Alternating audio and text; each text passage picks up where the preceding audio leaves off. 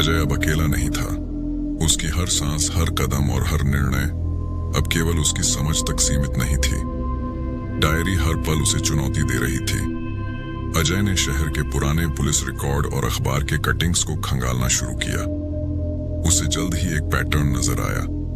हर हत्या या घटना के पीछे एक अनजान छाया छिपी थी, जो 10 साल पहले से ही शहर में आतंक फैला रही थी। तभी उसकी नजर एक पुराने केस पर पड़ी। 2015 हुई एक रहस्यमय हत्या, जिसमें पुलिस ने कोई सुराग नहीं पाया। अजय ने देखा कि उस दिन भी किसी डायरी जैसी चीज का जिक्र था। तो ये खेल पिछले 10 सालों से चल रहा है, अजय ने खुद से कहा। रात को अजय ने अपनी सुरक्षा के लिए घर के अंदर कैमरे और सेंसर लगा दिए, लेकिन डायरी की शक्ति अब उसकी तकनीक तक पहुंच चुकी थी।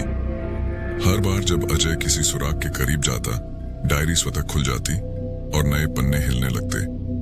अचानक अगले पन्ने पर लिखा था, अजय, तुम बहुत करीब हो, पर याद रखो, कुछ सच सामने आते ही असली खतरा भी सामने आता है। अजय ने शहर में पुराने अपार्टमेंट्स की जांच शुरू की। उसकी तलाश उसे एक सुनसान इंडस्ट्रियल एरिया में ले गई। वहीं एक बंद गोदाम के अंदर उसे अजीब सी चमक और हल्की आवाजें सुनाई दी। जैसे ही अजय अंदर गया, उसने देखा एक कमरे में कई काले डायरी पन्नों का ढेर पड़ा था, और अचानक एक शख्स की परछाई सामने आई। तुम यहां कैसे पहुंचे? ठंडी आवाज ने कमरे को हिला दिया। अजय की आंखें खुली की खुली रह गईं। सामने खड़ा था वही शख्स जिसे अजय पहले कभी नहीं देखा था, लेकिन उसकी आंखों में एक अजीब मानसिक खेल की चमक थी। मैं तुम्हें तब तक नहीं छोड़ूंगा जब तक तुम मेरी आखिरी चुनौती का सामना नहीं करते। अजय समझ चुका था, यह वही मास्टरमाइंड है जिसने पिछले 10 सालों से डायरी के माध्यम से लोगों की जिंदगी खेली। अब अजय के सामने केवल एक रास्ता था, सीधा सामना या फिर इस खेल में खुद ही शिकार बन जाना। डायरी अब उसके हाथ में नहीं थी, लेकिन उसके पन्नों की छाया अभी भी अजय के दिमाग में घूम रही थी, और खेल अब असली रूप लेने वाला था। गोदाम के अंदर हवा भारी थी, बल्ब टिमटिमा रहा था, और दीवारों पर काली डायरियों की परछाइयां ऐसे नाच रही थीं जैसे किसी कब्रिस्तान में आत्माएं फंसी हों। अजय की आंखें सामने खड़े आदमी पर टिकी थीं, लंबा, शांत, बेखौफ। वह मुस्कुराया। तुम जानते हो अजय, तुम यहां क्यों पहुंचे? अजय ने दांत पींचे। तुम हत्यारे हो। वह हंसा। नहीं, मैं लेखक हूं। उसने पीछे रखे टेबल की ओर इशारा किया। वहां एक खुली डायरी पड़ी थी और उस पर लिखा था, अजय वर्मा, अंतिम अध्याय। अजय का दिल धड़कना भूल गया। ये डायरी भविष्य नहीं बताती, वह आदमी बोला। ये लोगों को चुनाव देती है, और जो चुनाव करता है वही हत्यारा बनता है। अजय चिल्लाया। मैंने किसी को नहीं मारा। आदमी ने स्विच दबाया। दीवार पर प्रोजेक्टर चला। Video footage, Sitaram street. एक आदमी गिरता है और कैमरा झूम करता है। अजय का हाथ, उसके हाथ में पकड़ा लोहे का रॉड। अजय पीछे हट गया।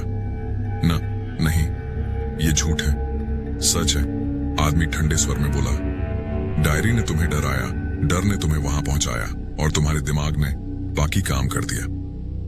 अजय का सिर घूमने लगा। फ्लैशबैक, धुंधले दृश्य, गुस्सा, आवाजें, और फिर खून।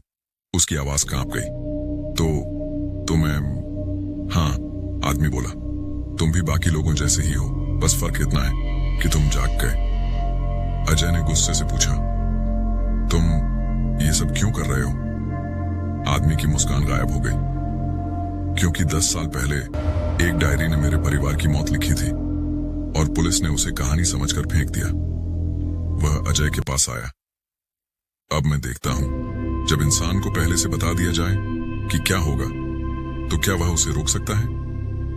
उसने आखिरी डायरी अजय के हाथ में थमा दी। पन्ना अपने आप खुला। अब अगली हत्या तय है। समय, अभी, शिकार, मास्टरमाइंड। अजय की आंखें खुल गईं। तुम चाहते हो कि मैं तुम्हें मारूं? वह आदमी मुस्कुराया। नहीं, मैं चाहता हूं कि तुम तय करो, क्या तुम मेरी तरह बनोगे या इस डायरी को यहीं खत्म कर दोगे? कमरे में सन्नाटा।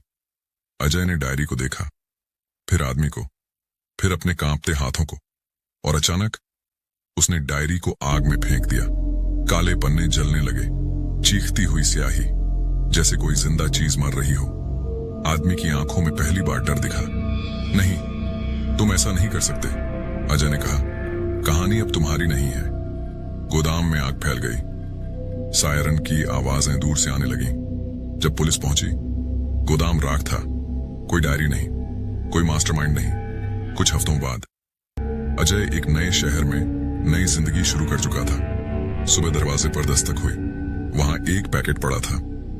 अंदर एक काली डायरी।